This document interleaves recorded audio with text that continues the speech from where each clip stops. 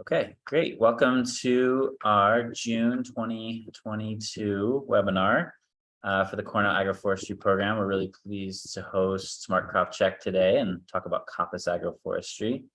My name is Steve Gabriel. I'm one of the co-chairs of the Cornell Agroforestry program work team, which is across campus and counties throughout New York State. We coordinate, discuss, and define priorities for agroforestry. And our website here is shared right now. It's just cornellagroforestry.org, or you can access it through the Small Farm Program website, which hosts the site. If you scroll on this site, you'll see a lot of different resources, previous recordings. Here's an overview of agroforestry from earlier this year. All of our webinars for this season are listed here, as well as the link to find recordings on our YouTube channel. There's a playlist that has all the previous recordings on it. So we do have roughly monthly or bi-monthly sort of different topic areas we're going to cover throughout the year here. So check that out. As you continue to scroll down, there'll be some more information about agroforestry generally, and then the topics that we specifically have some resources on through the Cornell system. So you can click on each of these buttons and it'll jump down, or you can just, if you're using a device, just keep scrolling and it's all in one feed. Most of these sites go to other project pages of associates and folks who are hosting this material, but we're trying to create a little bit of a portal here so you can see what we're up to as far as agroforestry. So these are not all the practices. These are the ones that we're putting some time and energy into at the moment. So that's cornellagroforestry.org, or go to smallfarm.cornell.edu. And with that, I'm going to turn it over to Mark Krawczyk and let him share with us about Coppice. And just on a personal note, knowing Mark for a long time and collaborating on many things, super excited for the release of the book and for sharing more and having this resource. We get a ton of questions about this practice, and this is really going to help folks build skill and start practicing this on the landscape. So I'm really grateful for the time and energy I know it takes to dig into it and to put it out in the world. So yeah, so thanks. You can go ahead and roll on. All right. Well, thank you so much, Steve, and thanks to Cornell for hosting this. It's an honor to be a part of this program and get to share some insights and experiences. I also want to just acknowledge that Steve, along with some of the folks at the Finger Lakes Permaculture Institute, were the hosts of the first ever Coppice workshop I taught in Ithaca back in, I think it was 2008. And I feel like you all really kind of helped encourage and inspire me to really try to bring these concepts to a broader audience. And here we are, like 14 years later. Progress.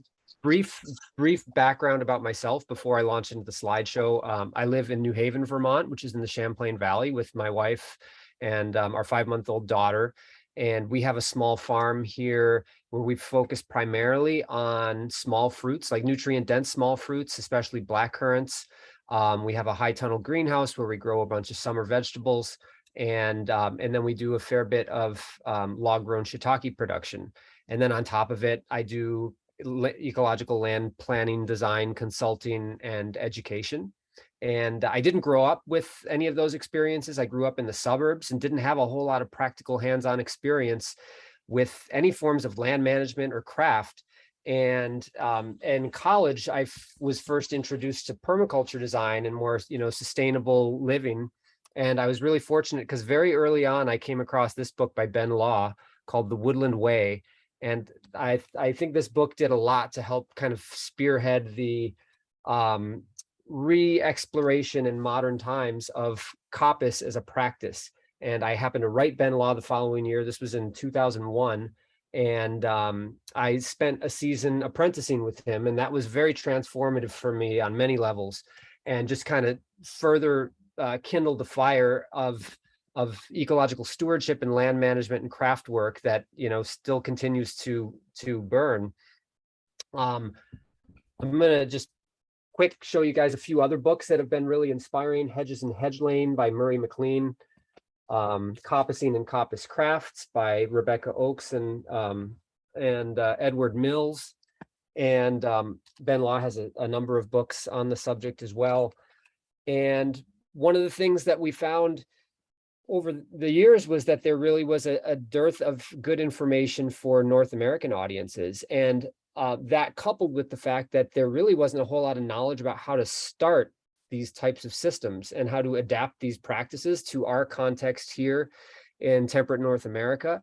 Also in a place where we aren't inheriting these systems, because a lot of these Coppice and Pollard type systems, often date back centuries. And so it's been this kind of continued inherited stewardship of these landscapes that has, helped help preserve it through time. And now for a lot of us, we're trying to figure out how do we initiate these systems and maybe reinterpret them for our modern context. And so it's been 10 years in the making, a project that Dave Jackie and I started off on back in 2010. And I'm pleased to be wrapping up here. Just came out in print about a week ago.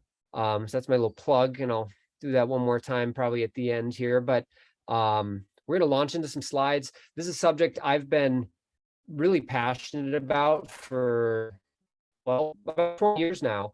And it is so hard to take all this information and condense it into 45 minutes or an hour. So I'm constantly reworking slideshows and such, and we'll see if I can present all the things I want to touch on in that period. But once again, I'd encourage you, if you have questions, just type them into the chat and we'll see what we can do to get to those at the very end. So just starting off, like kind of big picture is like, well, what is coppicing? And the word itself apparently originates from the French verb couper, meaning to cut. And coppicing is a forest management practice where broadleaf trees are cut during dormancy. Notice there's an asterisk there, allowed to resprout from the stump, and then harvested on cycles that can range from anywhere from as short as 1 to as much as perhaps 60 years, or in some cases more. But generally speaking, I'll just touch on a few of those little caveats. Most broadleaf trees or deciduous trees, hardwood trees, will sprout when you cut them. They don't die. And so what we're doing when we coppice is we're just leveraging that inherent characteristic of these plants to produce materials that are useful to us. Usually we cut them during dormancy, meaning for most of us here that are probably in the audience, the winter months. And the main reasons for that is because it's the least stressful time of year to energetically to cut the plant. It also exposes those the cut ends of the stem. It doesn't expose cut ends of the stem to fungi and bacteria and potential other insect pests that would otherwise be much more active during the growing season. Although there's exceptions to that. If you're harvesting tree hay, you're going to need to cut trees or cut the sprouts when they're in leaf. The other reason why it's good to cut during dormancy is because for us, the ground's frozen that time of year. So we are much less prone to creating soil compaction and just causing damage to the forest understory. And then, as I'll get into in a little bit, the rotation length or the harvest cycle really depends a lot on what it is that you're trying to produce. And so we'll get into that in a minute. But I have just a little series. This is a sweet chestnut tree. This is where I apprenticed for Ben Law in England. That tree is about, well, those poles are about 18 years old, I believe. But that stump, which in coppice lingo we call a stool is a stump that's being managed for sprouts, was planted about 160 years ago. By now, probably about 180 years ago. And it's been coppiced repeatedly during its life cycle. So essentially cutting the plant about as low as you can go. And this isn't the best example, what I'm showing you here, because of the height of the stool. But you always make sure you make your cuts in new wood. So you wouldn't like go off and cut right down at the bottom of a tree that's this mature, or a stool that's that mature. But just keep in mind, normally we're going to be cutting real low to the ground if we can. And what this is all about, what this is all about ultimately is then encouraging this vigorous growth of stump sprouts that we can then, harvest at some point down the line. I think somebody's unmuted. If you could all check yourselves and hit mute if you're not. So here you may be able to see this there's a couple clusters of buds that are emerging from the face of the stem there. And those are what give rise to the stump sprouts that will create theoretically the next crop of poles at whatever that cycle is that you've chosen to manage your stool or your larger system on. And so, this is just a little illustration of kind of the more classic rotation or cycle of coppicing, where on the left we have an uncoppiced tree, single stemmed, because essentially what's happening is we're kind of reprogramming woody plants to develop a shrub-like form. And when I say woody plants, what I'm talking about are trees, shrubs, and woody vines. We don't typically think of coppicing woody vines, although I theoretically, I guess it's possible. But in some ways, it's almost more helpful to think about coppicing as a form of pruning. But it's really the most intense way you could possibly prune a plant, because you cut it to the ground. So here's a chestnut tree that's been uncoppiced. It's single stemmed. Maybe it's 8 or 10 years old. And you can see that first cut that's made that initiates the coppice cycle. A bunch of new sprouts emerge. And when they get to be a useful size, or when they reach the diameter or height that's useful to you, or they've served their function adequately, you'd come along and cut them again. And now, as you can notice on this next illustration, or this next frame in the illustration, that stool starts to expand in girth. You're going to have a number of cut stumps or faces exposed, and we're constantly kind of cutting back just slightly outboard of where that last cut was made. And so again, that's a cycle that can kind of continue on theoretically indefinitely, and I'll get into that in a little bit.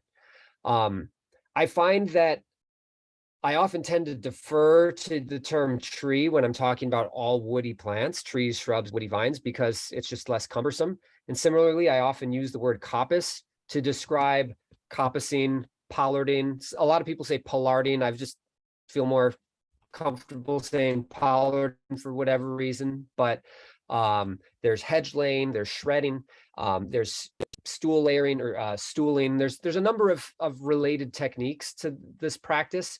And a term that Dave Jackie and I came up with is Resprout silviculture.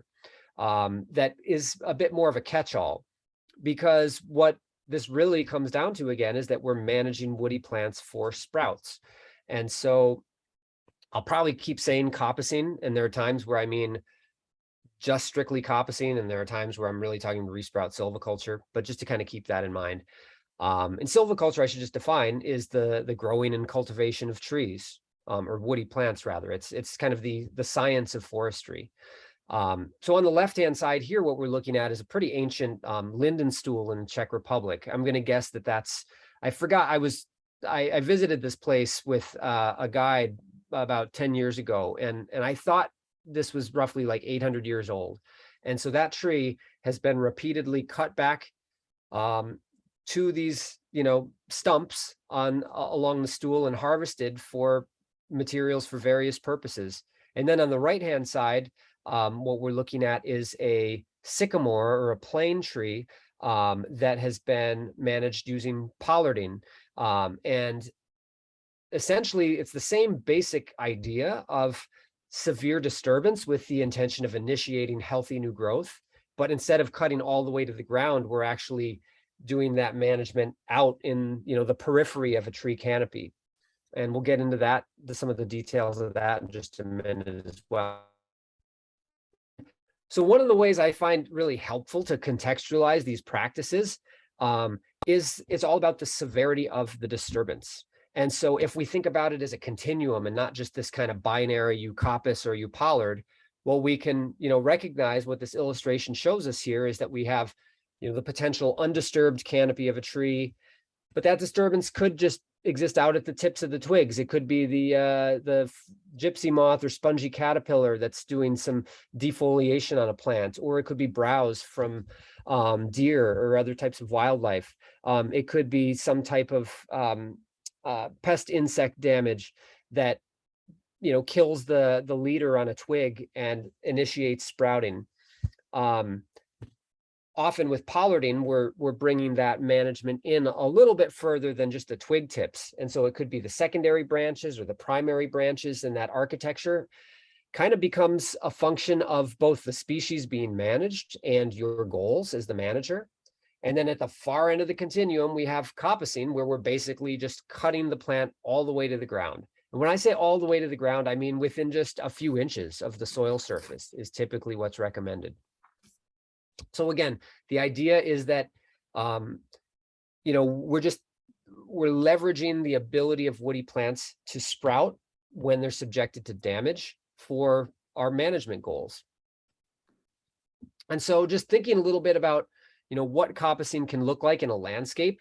This is essentially what a lot of the sweet chestnut coppice stands in the UK and parts of Europe look like. Many of them were planted about 150 to 200 years ago. Chestnut's a fantastic species. I'm sure a lot of you are familiar with some of its properties, but it's pretty rot resistant and it's relatively dense. It's also fairly fast growing. And then obviously it also produces chestnuts. So here we see like a monoculture of sweet chestnut. And there's obviously some drawbacks to a system that's that biologically simple, but I won't be able to get into it in this talk necessarily, but there's some really interesting insights that have emerged in parts of Europe where ecosystems have kind of co-evolved with this type of management, and that those species, often invertebrates, insects, as well as small mammals and migratory birds, tend to really prefer some of the early stages of succession as far as habitat goes. And so whereas this patch of coppice looks very biologically bland, if you were to zoom out and look at it at the landscape scale, you know, kind of Google Earth from high up above, what you'd see is this mosaic of patches at different stages of succession that actually provide relatively rich and an important habitat for certain species of wildlife. But this is what a patch cut, you know, coppice scale looks like.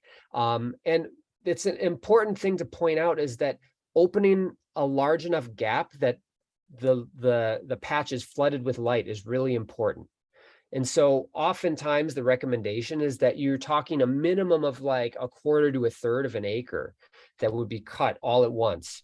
And, you know, the scale could increase. I've seen this practice carried out in parts of the Balkans where they're cutting, you know, hundreds of acres. Obviously, when we start to get into the ecological impacts of, you know, erosion and excessive runoff, that kind of brings us out of what's kind of an ideal ecological management practice.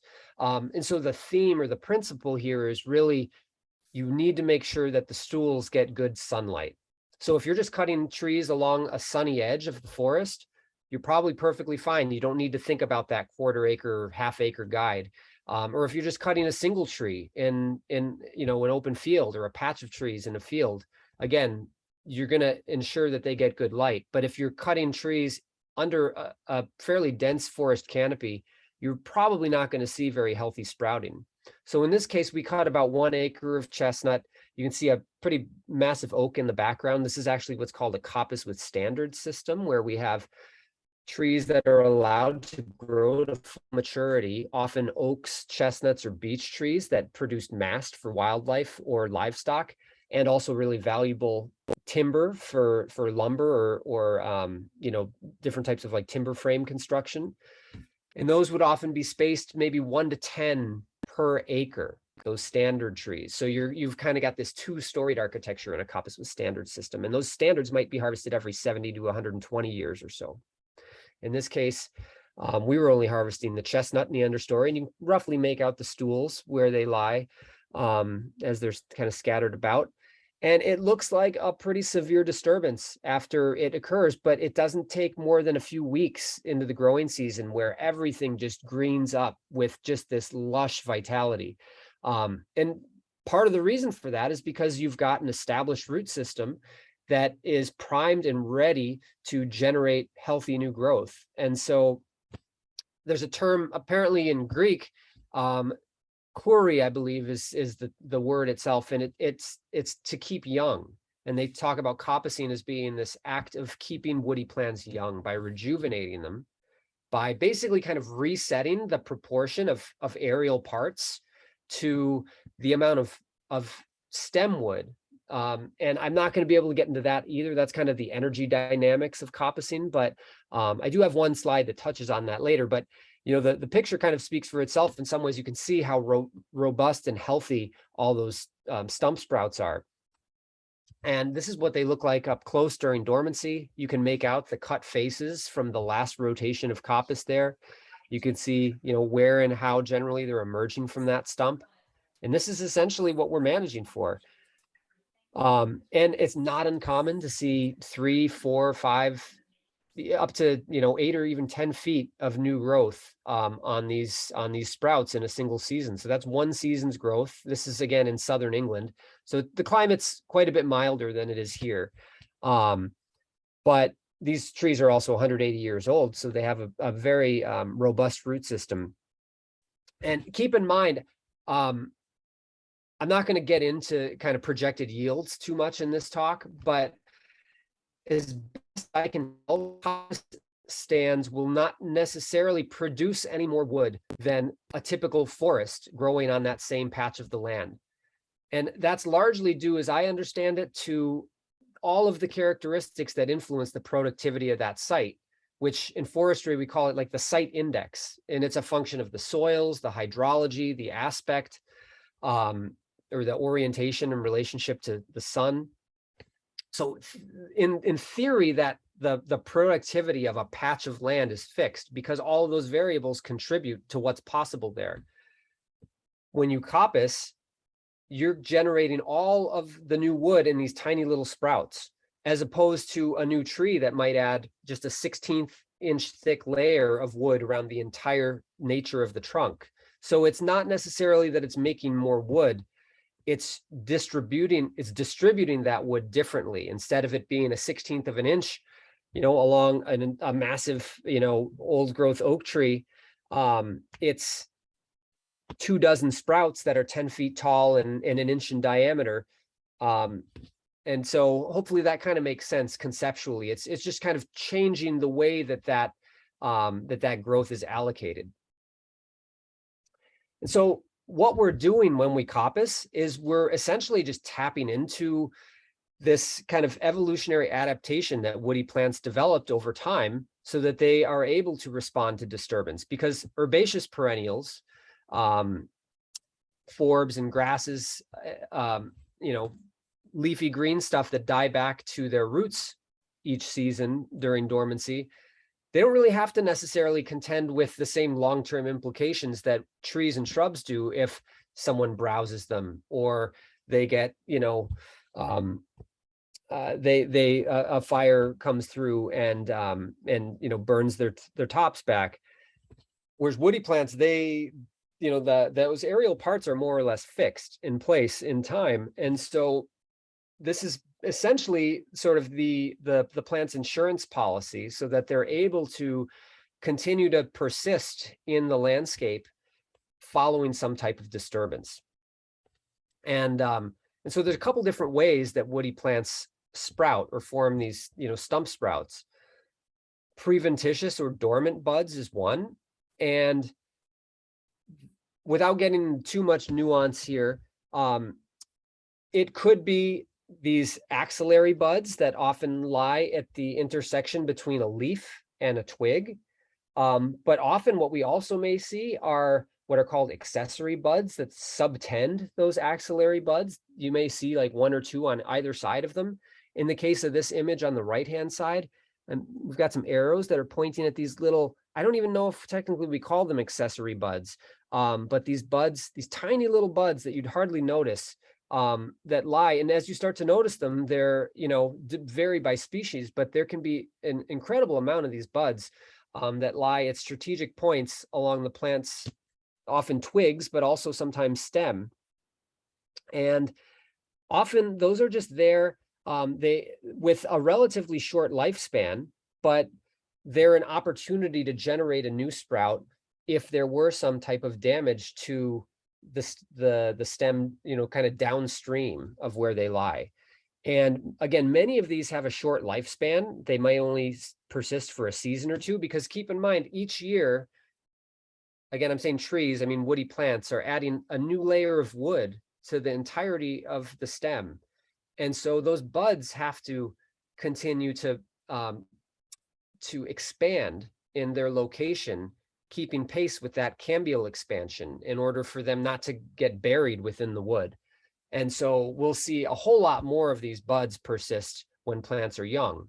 And as they get older and older, the bank, it appears, seems to diminish quite a bit. But this again is what we often call them dormant buds, which is a bit of a misnomer because in a lot of ways, all buds are dormant. But that's often the common name used, and preventitious is the other. And I have a little cross section of a black locust stem here, and you can see this bud emerging on the right-hand side of that cross section. But then also here, you can make out a little bit of a trace, what they call a bud stele, I believe, S-T-E-L-E. And that, just very subtle emergence of a bud that may give rise to a sprout. And so this is what I'm talking about, is that, with each of these growth rings, that preventitious bud would have needed to keep pace with the expansion of new wood in order to be able to generate new growth if need be. It wouldn't be able to do it if it's buried within the bark. So many of these don't persist, which is why young trees tend to sprout really well, because the bank of buds capable of sprouting just tends to be that much greater. But essentially, that's one of the key functions that we're leveraging when we coppice is the bank of preventitious buds.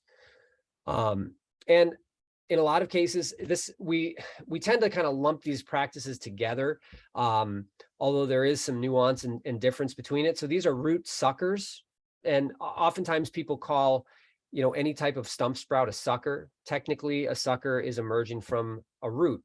And there are particular species that are more prone to suckering, things like the sweet gum, which is a little more common further south of us. And then also there's things like the sea berry or sea buckthorn. Aspens, poplars are renowned for their ability to form thickets. By that token as well, the staghorn sumac is great at it, black locust. And so essentially along the roots, there's also this bank of dormant buds that allow new sprouts to emerge from the roots, and the plant actually forms a bit of a colony. So its means of expansion is different, but the concepts and the practice are relatively the same. It is good to know if you're dealing with a suckering species, if you're at all concerned with like containing it in an area or making sure that it doesn't expand beyond that initial location without you otherwise anticipating it. Something like black locust, like once you cut it, you're going to initiate a whole bunch of suckers coming up from the root system as well. And that could be valuable to you, but it also could be problematic depending on where and how that occurs. But I'm going to, technically speaking, the suckers are also, I believe, preventitious sprouts emerging from these dormant buds. And then the other main category of tissues that form sprouts would be what we call adventitious buds. And these are a little different. I think someone's unmuted again. If you could hit that, please. So preventitious or adventitious sprouts, excuse me, often, I believe, only emerge from cut wounds or damaged tissue. And so on the left-hand side, we're looking at a cut stem of sea buckthorn, and what we can see are all these little sprouts that are making their way out from between the wood and the bark. And then on the right, this is in Greece, and we see some sprouts emerging from, again, that interface, basically the cambium between wood and bark. And without getting into too much detail, essentially, I guess they're analogous to stem cells in that these cells are basically capable of becoming, any type of cell in the plant. And so again, in response to disturbance, these adventitious sprouts develop again at some type of exposed wound or damaged surface. And one of the downsides to this is that they often there's some debate as to whether or not there's any significant difference, but what the common knowledge was that I'd always read, that these tend not to be as well attached to the plant. And the idea being that because they don't have that bud steel, that continuous trace that leads back to the center of the tree, they're not really kind of stitched into the structure of the trunk. And so they tend to be a little bit more fragile. They're much easier if an animal or a person was to kind of just rub up against them with, or even strong winds, they're more prone to breaking off. There's some implications for management. We can't really control what type of sprouts we get, but if we were perhaps doing some thinning, we may choose to favor preventitious sprouts than sprouts of adventitious origin. But again, in practice, it really doesn't matter. It's all about the sprouts. And so here's just another illustration, just talking about some of the different types of woody resprouts, some of which we already discussed. So there's a term epicormic sprouts. The term epicormic means upon the trunk. And anyone that's in the timber industry or forestry knows that can be really problematic, and is often the result for the value of timber. It's often the result of either a plant that's very stressed or having recently opened up that existing trunk to allow the light by clearing around it. And the reason for that is because if you're growing a tree for lumber, all of these sprouts are going to develop knots in the wood as the trunk grows and expands around those sprouts. And so epicormic sprouts tend to get a bad rap. And rarely are we really managing for epicormic sprouts with coppicing. You will get them depending on how high you cut on the trunk.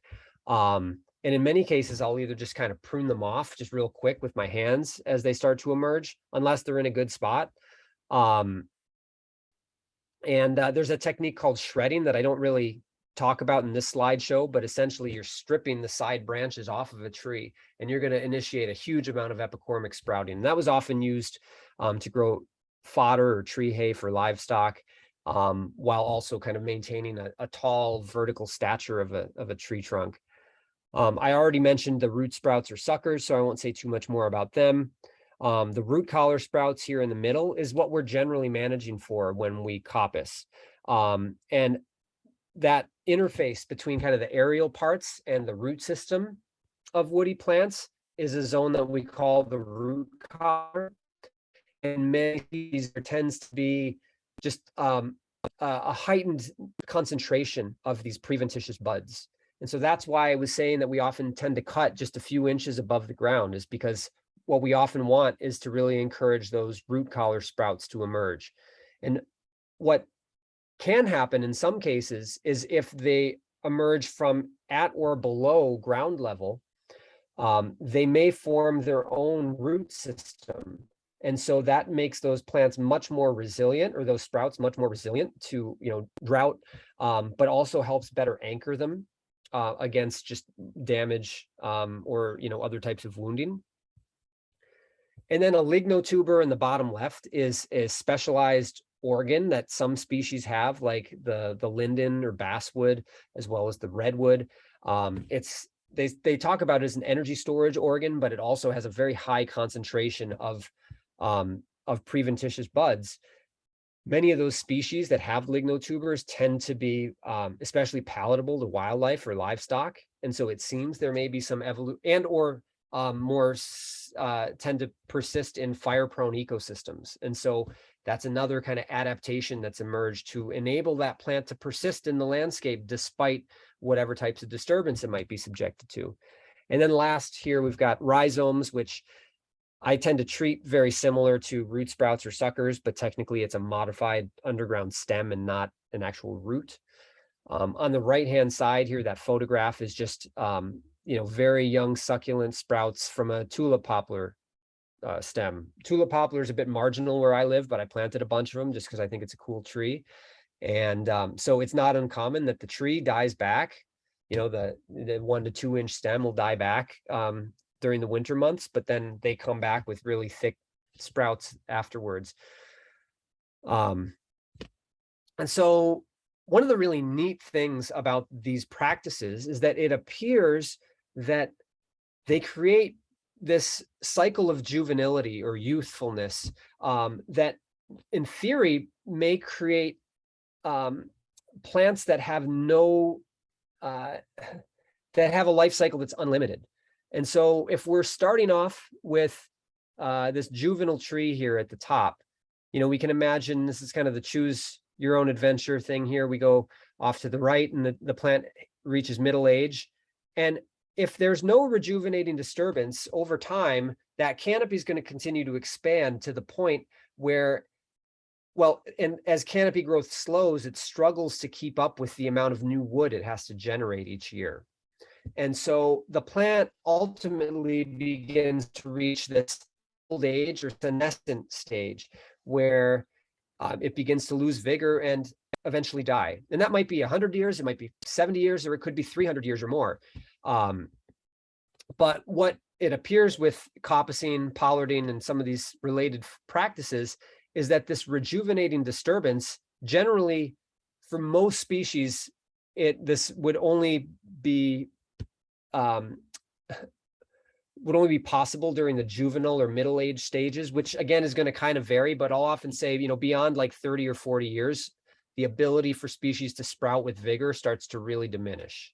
So just to say that one more time, beyond 30 or 40 years for many species, they kind of lose that capacity to sprout with vigor. There's exceptions. Many oaks will do it. Chestnuts will do it. Redwoods are an exception in that they're a conifer that also will stump sprout, and they will do it at 2,000 years or older. So that capacity persists, well on into old age. But for the most part, we're going to want to coppice plants when they're relatively young. But by, cutting them to the ground or pollarding them, we initiate new healthy young growth, which matures.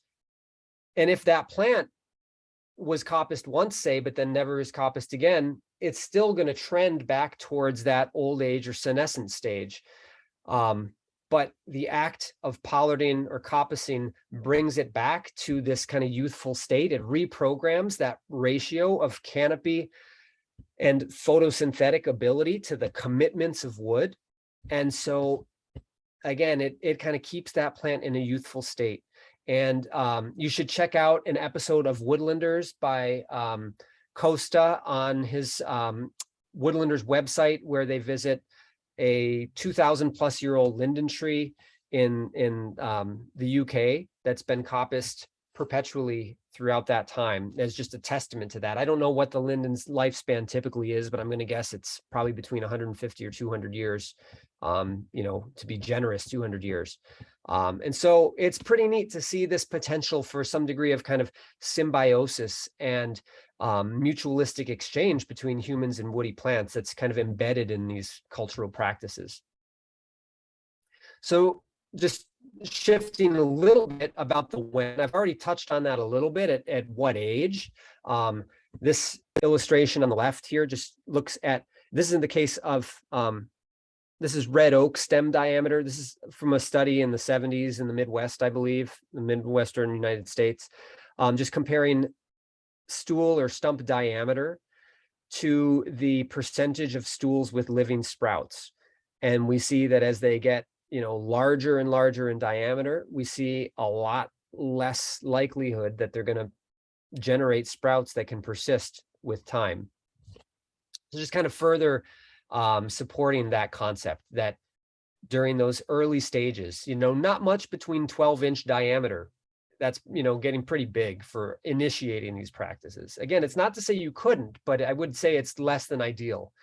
And then, here we see a nice healthy chestnut stool in the center there with a bunch of pretty straight, strong, upright, craft-worthy sprouts. And then on the right-hand side, we see just a selection of sprouts that have been harvested, cut to length.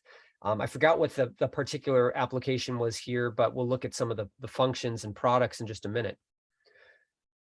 I mentioned earlier, what season? It's generally going to be dormancy, which means, after the leaves have fallen, before the buds have opened up in the springtime.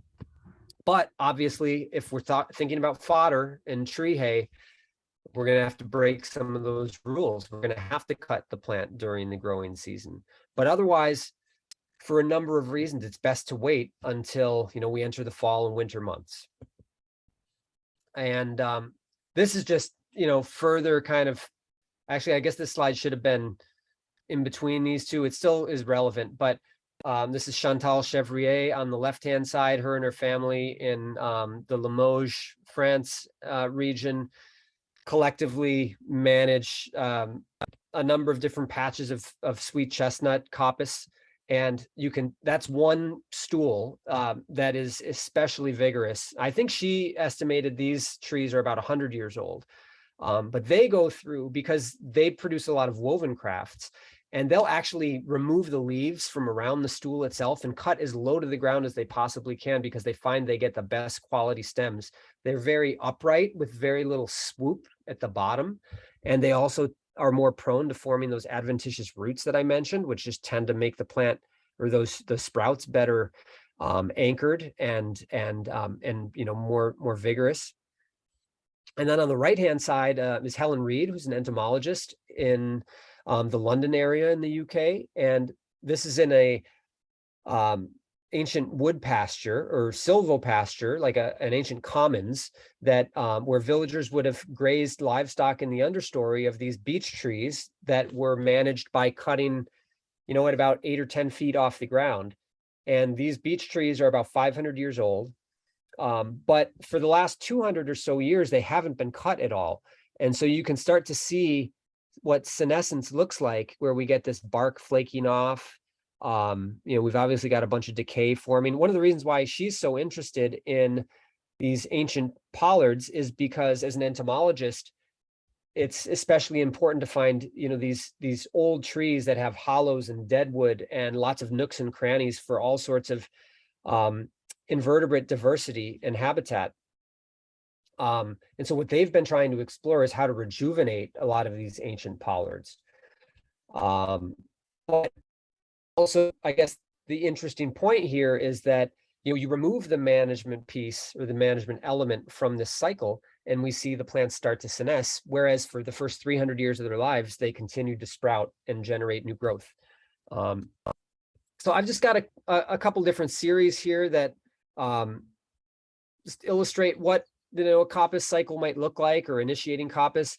So if you want to just get started and explore this practice and be totally comfortable making mistakes, you cannot go wrong with the fast growing hardwoods like willows and poplars.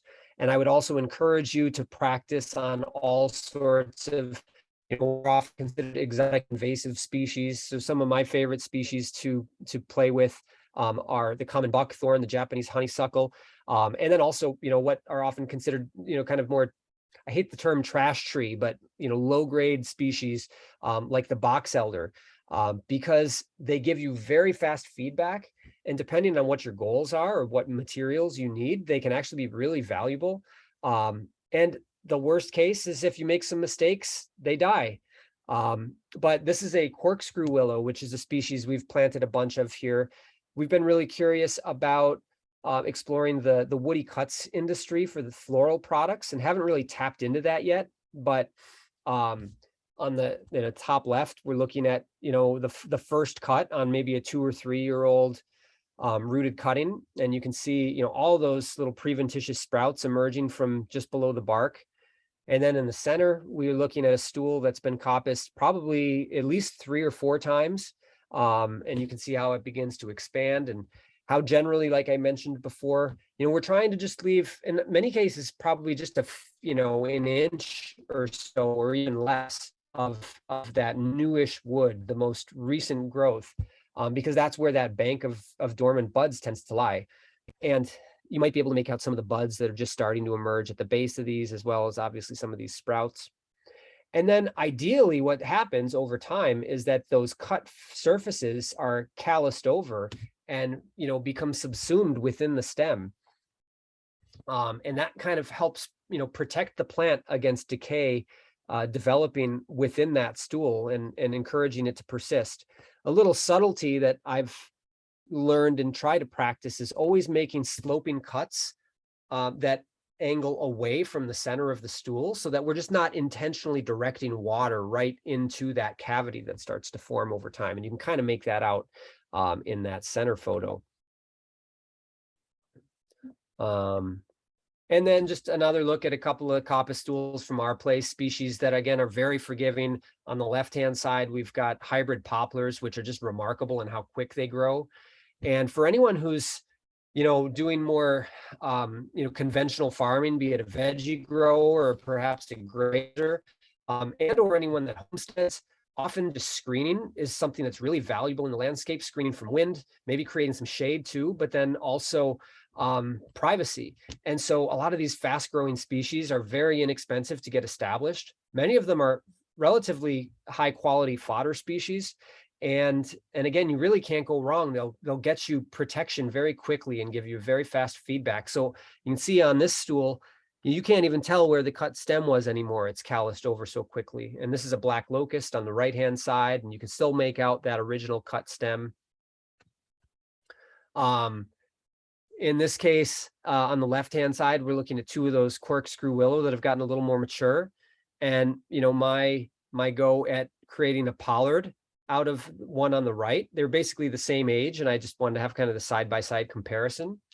And so I'll get into this briefly in a minute, but the idea with pollarding is that you are training the tree to an architecture, or at least waiting till a tree develops an architecture that is desirable for your goals, and then lopping off the ends of those shoots in order to ultimately kind of lock in place these pollard knobs that you'll constantly cut back to, just as you would a coppice stool. So essentially on the right-hand side, you can see this is maybe, a few weeks into the growing season where we get this abundance of sprouts along the cut ends of these branches.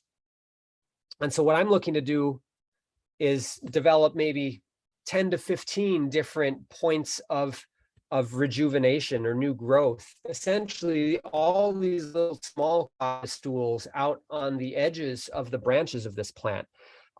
A few reasons for that. One reason it was done historically is because you could graze animals in the understory without worrying about them nibbling on your sprouts. Secondly, it allows you to, well, in this case, in theory, we should be able to produce more total stems than we would if we just had a single cut stump, because we have all of these other points of growth above it. And so we'll again get into that briefly in a minute. I haven't heard too much of people pollarding what is it, sea berry or the sea buckthorn, but I've planted a bunch of this as kind of a nitrogen fixing companion around berries and fruit trees. And we planted a bunch of unsexed plants when we initially put in this particular installation. And so they turned out to be about 50-50 male and female. And so I have no qualms about doing some pretty severe management on the male plants. And so on the right-hand side, you can kind of make out that forked structure, and that essentially we're creating, 4 or 5 different points of growth. And you can see how vigorous and strong that new growth is and where it's emerging from that cut face on the right-hand side. And so what would happen now on this particular tree is that maybe in another 2, 3, 4, 5 years, depending on what I'm using this material for, I would just cut all these stems back to, just maybe again, 1/2 inch to 1 inch or so from where they originally emerged. And over time, that's going to create this kind of swollen mass of callus tissue and dormant buds to facilitate and foster the next round of regrowth. The reason why I have these plants here is primarily for chop and drop woody mulch. So I'm kind of growing fertility, right in the plant row. And so that's the main function. But there were points where we would graze our sheep through some of these alleys. And so it's also the opportunity to do a little, just kind of fodder harvest and drop into the paddocks as we go. But just to show you kind of the breadth of what pollarding can be. Again, in some ways, this is as much a cultural practice as it is in a horticultural or agricultural one. And all of these images are taken from different parts of Europe, from Greece to the UK to, I believe we've got Bulgaria. in there, and we see, you know, a complexity of forms and shapes. And so again, I can't really get into the nitty-gritty details, but the first stage of establishing a new pollard is essentially either training or pruning it to an architecture in a similar way that you would maybe a fruit tree, although your goals may be a little different how you reach that point. And then over time, once you've kind of created that architecture, you can see in this bottom central picture pretty clearly where those knobs are. Those become these points of management that are kind of locked in place in time. And so you're always going to prune back to those points. Again, very similar to a coppice stool. And there's a lot of nuance to this. And to be perfectly honest, there's a lot I still don't know about best practice, because it's very hard to find people that, you know, have the lived experience that not only know how to do it, but also know how to initiate it. But we did come to some good insights in working on the book. And then I haven't talked much about hedge lane, but I would say that also has an important place within that disturbance severity continuum, or the Resprout silviculture toolkit. The idea of essentially severe disturbance on living amongst living hedges in order to create and stimulate really dense, healthy new growth. Because what happens over time with a live hedge is that a lot of the lower branches tend to die back as they get shaded out, and the canopy, you know, becomes more robust up top. And so if you're trying to enclose livestock, the hedge becomes gappy down at the bottom. And so hedge laying is a way of rejuvenating that hedge and keeping it really thick and dense by cutting 2/3 or more of the way through the stem at the base, and then, you know, laying that stem down diagonally in order to create this kind of woven wall of still living stem wood. And what you're going to get is a bunch of sprouts that form at the stump, not unlike a coppice stool, but also sprouts that form along the length of the stem.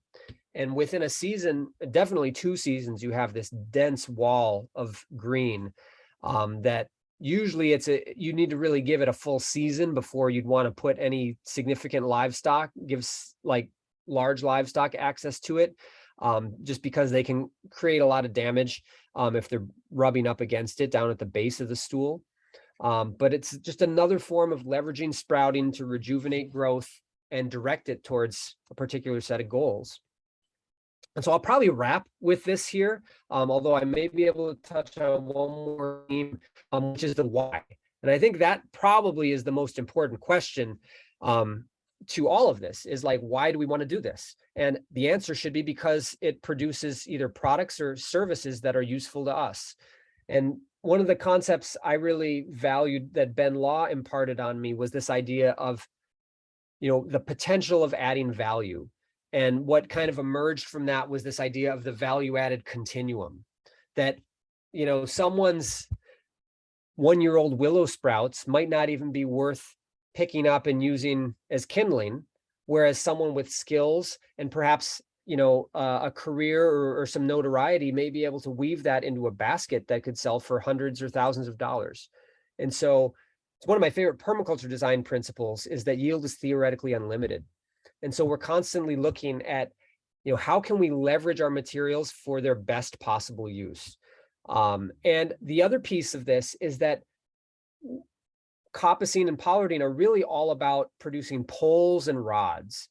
We're not producing lumber generally, unless we have a coppice with standard stand.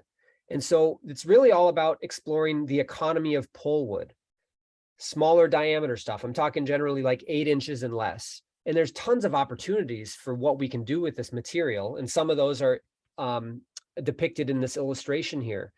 And depending on your skills or your needs or a niche you might see in your community for, you know, craft work or other types of, you know, agricultural production, we have opportunities to convert those raw materials into all sorts of different things. And so just a few examples historically, on the top left, we've got, you know, charcoal production, which apparently was the primary driver of woodland management, because the needs of industry for a hot burning, high value fuel were ravenous. And many would say that if it wasn't for the industrial demand for charcoal, many of the woodlands of Europe would have been cleared for agriculture. but because they needed to preserve their fuel supply, and coal hadn't been developed as a suitable and a widely available fuel up until the mid 1800s. Many coppice woodlands historically were managed for charcoal. It allowed you to reduce the volume and weight of wood by up to 50% and produce a really clean burning, hot burning fuel. But then in the center picture, we see a craftsman who built this seasonal hut. He would move into this patch of woods during the winter, cut the materials, make products from it that would be sold at market. And so in this case, what we've got are essentially these kind of movable fence panels called gate or Sussex hurdles. And you can see a big stack of them right behind him.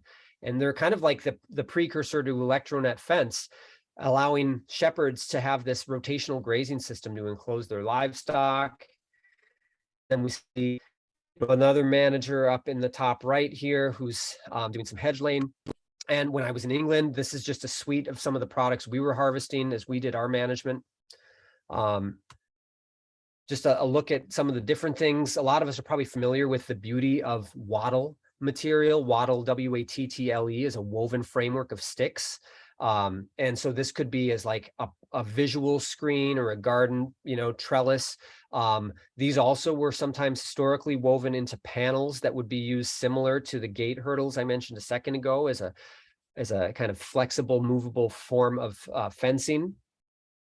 But just about everything wicker is made from coppice sprouts. And so, these are materials that have been essential to human populations throughout history. And coppicing is really the best way to produce it because the materials are very straight, flexible, unblemished, and often undamaged. And it only takes often a season to produce that. This man is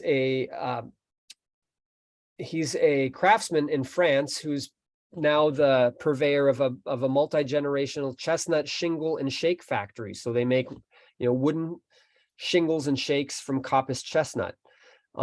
This family makes all types of different fence products and decorative elements out of chestnut in France. There's a look at a couple of their products. This is an eroding wall, but wattle and daub, which is one of the precursors to plaster and lath, which preceded drywall as a way of creating a wall panel, often in between timber frame buildings. So you're seeing the wattle, the daub is the mud or plaster applied over that. We've talked about fodder a bit and tree hay, at least in a very cursory way. Here we see this man is hanging these bundles of tree hay to dry to feed it out to his animals during the winter months. So, kind of complementing hay harvest. And again, we've already talked about fodder a fair bit. Cordwood obviously is a key function or product. I mentioned shelter and screening earlier, but just, privacy barriers or in many cases, wind protection and or shade for animals.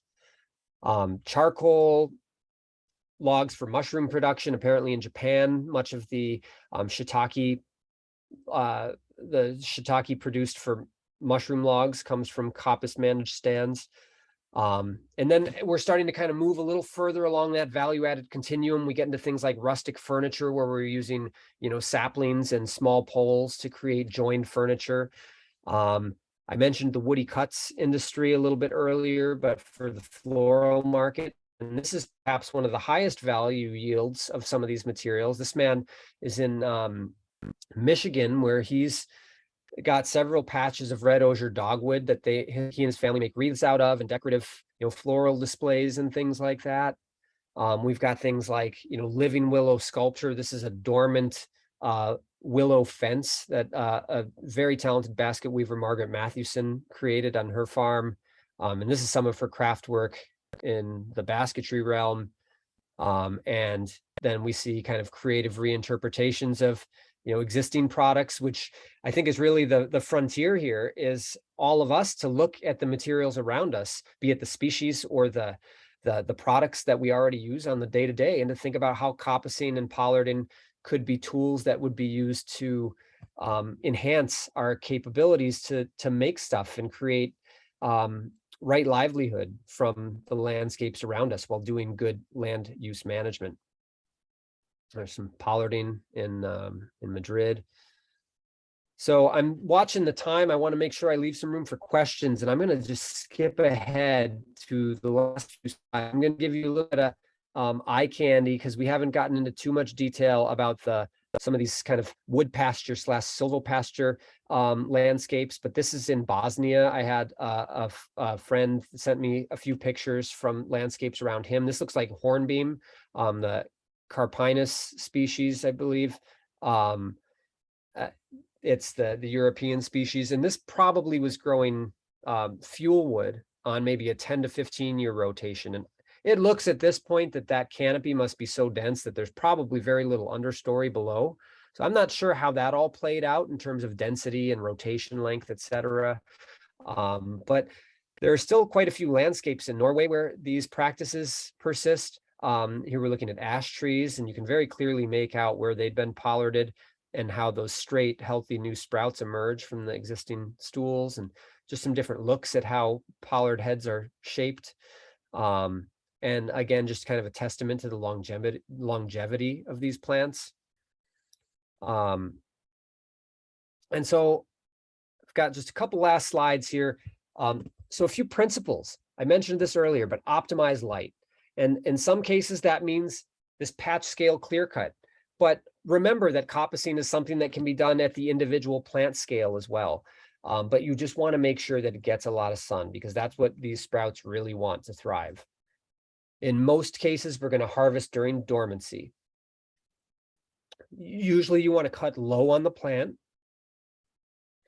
If you're coppicing a larger patch, it's really ideal that the stands are quite dense.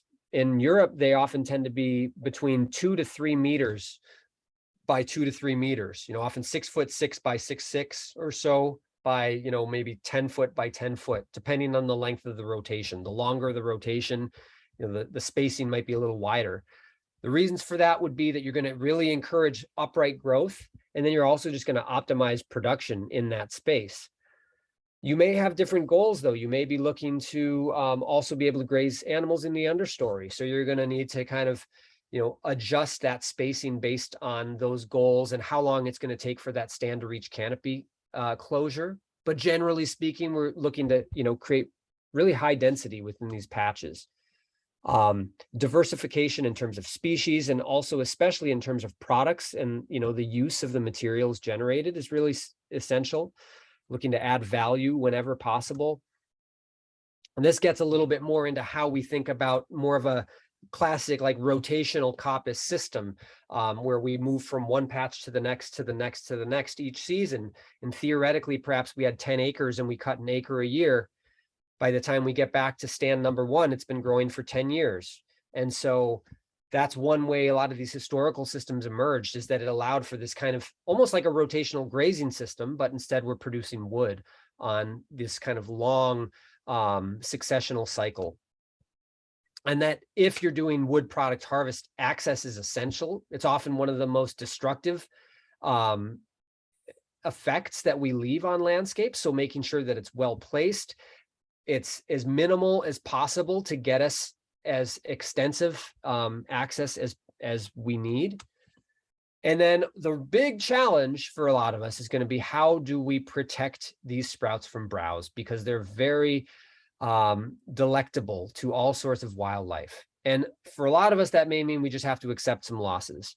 But it also may mean that we need to look at other ways that we create protection. And there's no perfect solution,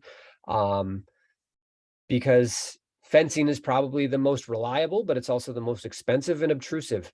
But browse is going to be one of the biggest challenges that we face in making sure that we can obtain a yield from these sprouting plants.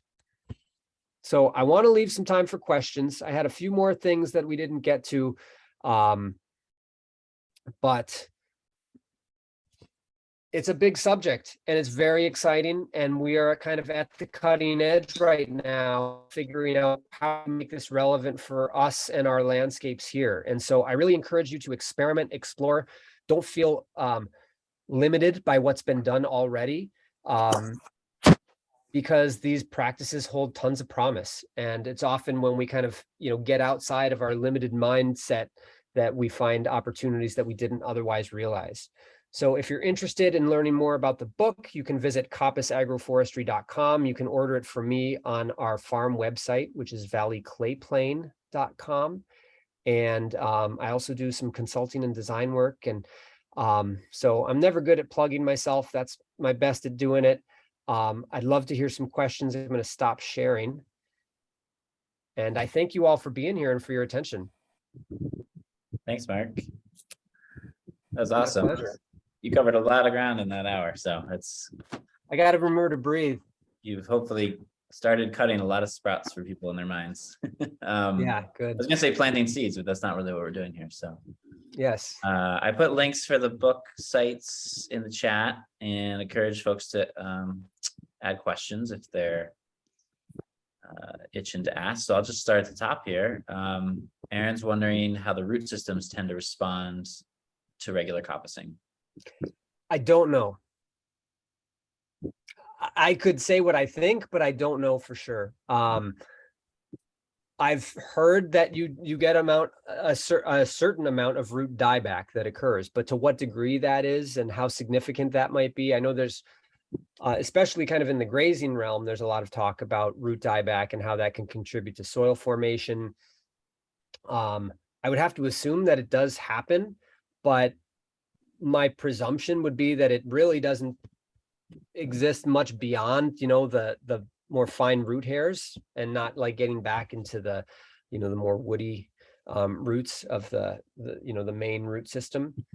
But I that's an answer that I don't have, unfortunately. It's a great question. What are the implications of coppicing long-term on two different things, genetic diversity and the ability to resist new pests? Great question.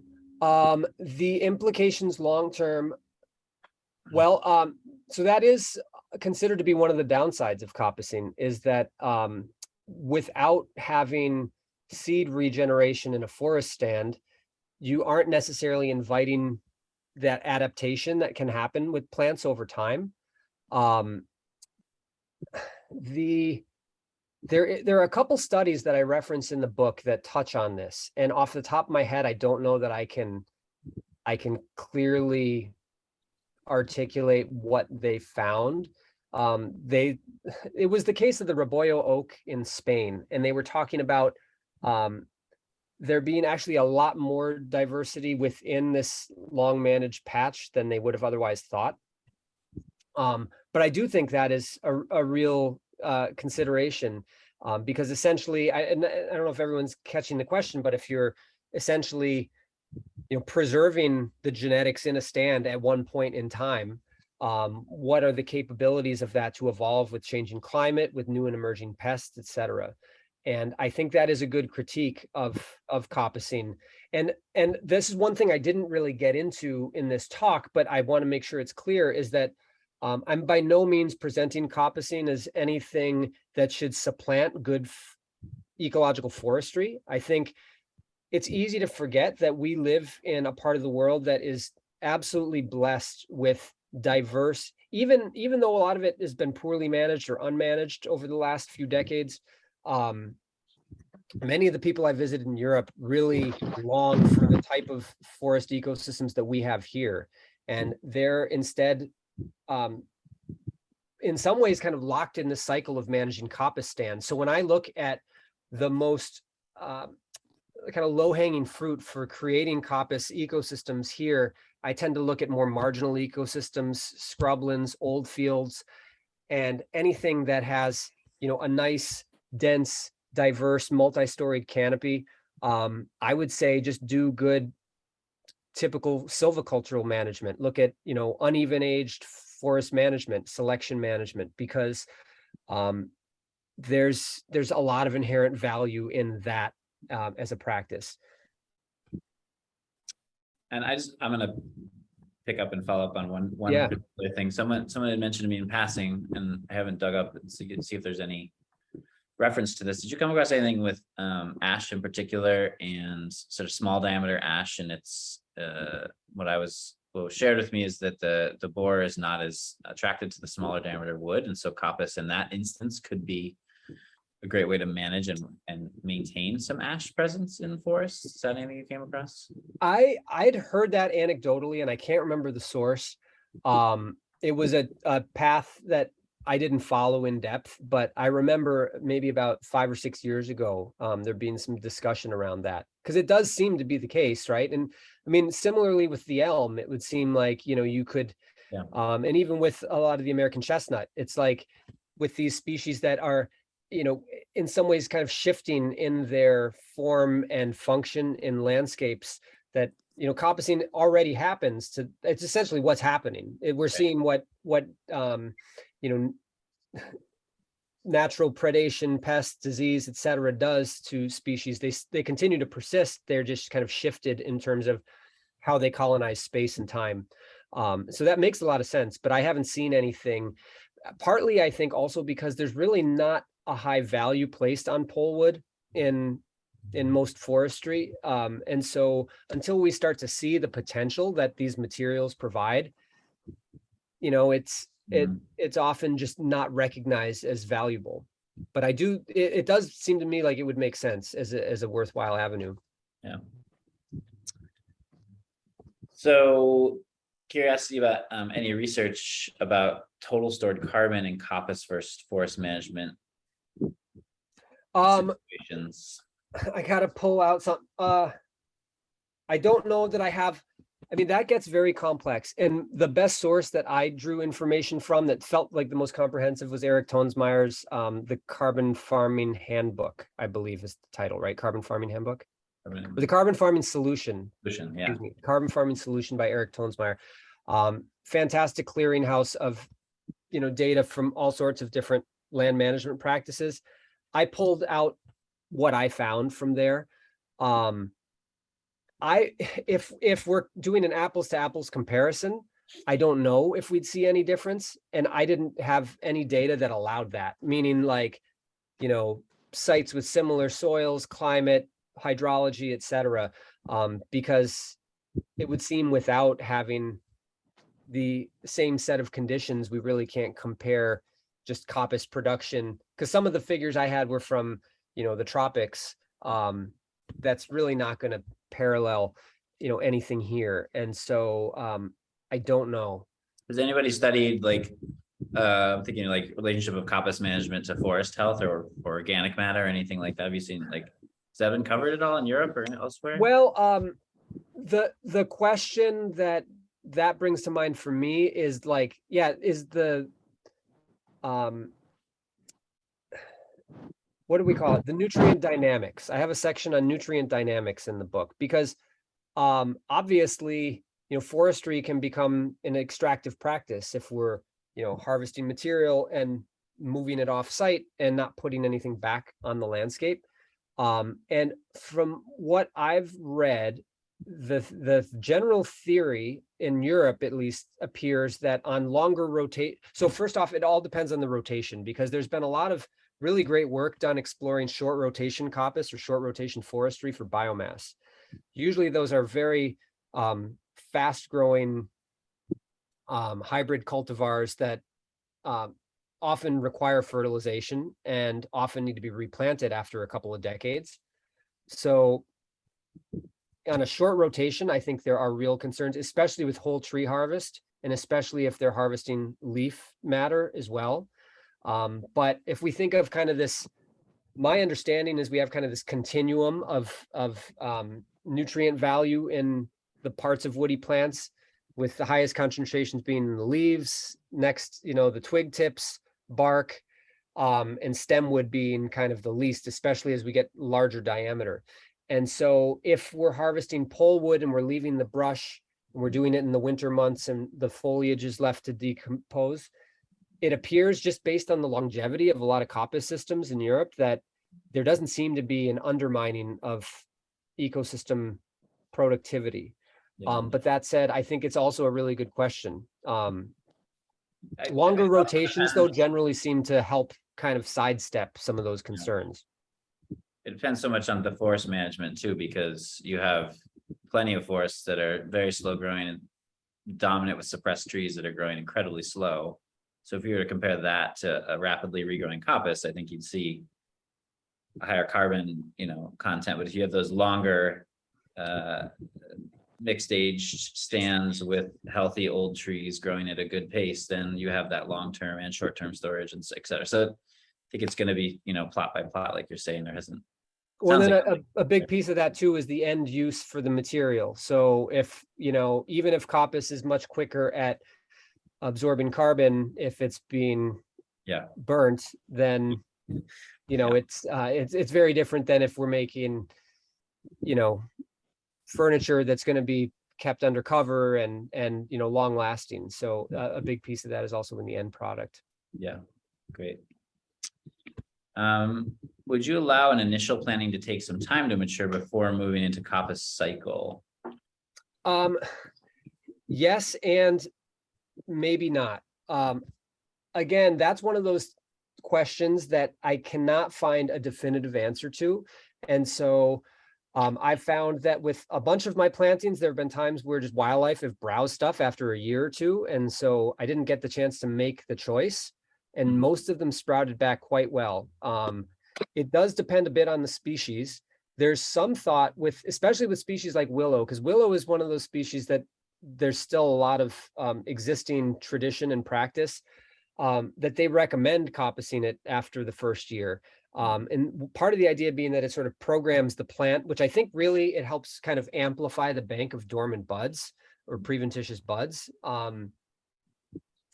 When I asked Ben Law this question 20 years ago, his answer was wait till it gets to be a size that's useful to you, which I feel like is very practical advice. So like we planted out, a patch of black locust with the intention of building poles. So I've been waiting for the most part to make my first cut till the poles are at a useful size. There may be some benefit to cutting them after a couple years in order to kind of help just kind of trigger and initiate this this capacity to sprout with vigor, but I don't know if that's fact or if that's a little bit more theory. So I don't see in most cases a reason to. I would wait till it's whatever size you want to use it for.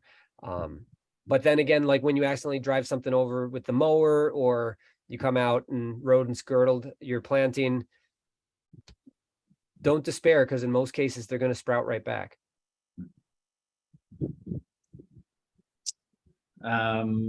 Interesting question. Is there species that coppicing doesn't work well on? Well, I know with birch species, they say after about 30 or 40 years, they generally will not sprout well. And so that's not necessarily true across the board with some of those more, early successional species, but that's one answer that kind of comes to mind for me.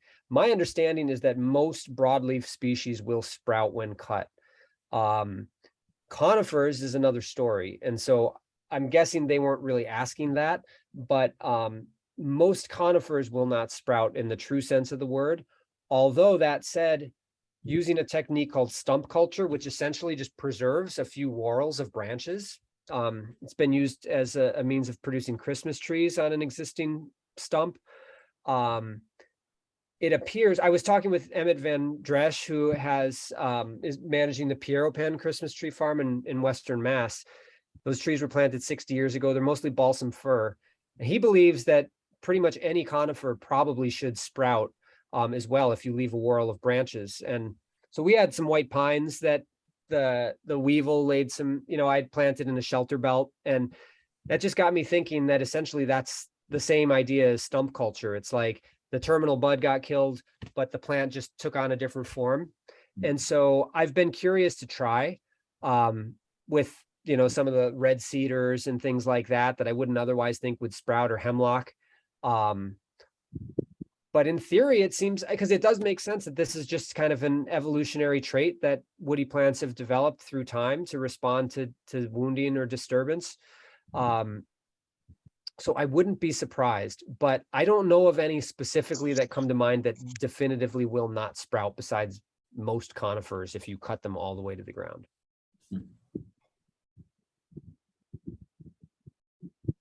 All right. These are all really great and complex questions, which I'm sure you're used to with coppice, because there's so much So what land ownership regimes support long-term coppice management? I saw that one. Well, I mean, that's kind of the next level question, really, because, and I mean, that's true with all agroforestry systems is, just thinking through, if we're talking systems that can persist for generations or centuries, what's the good of all that if we don't have some succession plan for the management over time? I don't really know. I was very inspired by the work of Tom Ward or Tommy Hazel, who's a permaculture educator, Keyline practitioner, land planner and educator out in Ashland, Oregon. And I believe she has a book coming out in next year on social forestry. So look up Tom Ward or Tommy Hazel and social forestry, because I think that's a really interesting, almost kind of future cast of what a more kind of itinerant, modeled on almost, feudal type, commons type land management could look like. But I don't see how we kind of disengage from this private land ownership model. I do think land trusts have a really crucial role to play in like ensuring the preservation of these systems. But it gets very complex because for a lot of these, especially if you're planting trees, we're only, just going to be seeing the potential of what a lot of these systems can do in, our lifetimes. And so I don't know, but I also think that with any type of forestry, it really opens up opportunities for people to not have to own land themselves, because there are so many landowners that have forest land with no idea what to do with it, no skills or energy to do it themselves. And so it invites lots of opportunities for creative partnerships. But again, without good, clear agreements in place, a lot of this work can disappear in very short order. So again, that's kind of a non-answer, but it's a great question. And it was something I hoped to get into more in the book, and it became just one too many things. Yeah, and I put a link to a Farm Commons guide about long-term lease. It's a guidebook for long-term leasing that might give some ideas, but it certainly is. Great idea. Seems like community. I mean, it's the same issue with research I've been doing about tree planting and just long-term systems in general, that communal or public forms of land ownership and transfer really seem key to these things long-term. So I think private ownership is real problematic in a lot of these conversations. So yeah. All right. Well, I don't see any more questions in the chat, so gonna appreciate everyone for joining us live, and appreciate Mark for your time sharing with us, and encourage folks to pick up a copy of the book and keep exploring and do your own trials and share what you learn, because we all have collective learning to do for sure. So it's always cool to see a thick book, but realize there's maybe more questions than answers at the end anyway. So No doubt. Thanks for that, Mark. Thank you. Thanks everybody for being here, and have fun. I think that's the most important part, and don't be afraid to make mistakes, because that's what we're going to do. And the beauty is this so forgiving and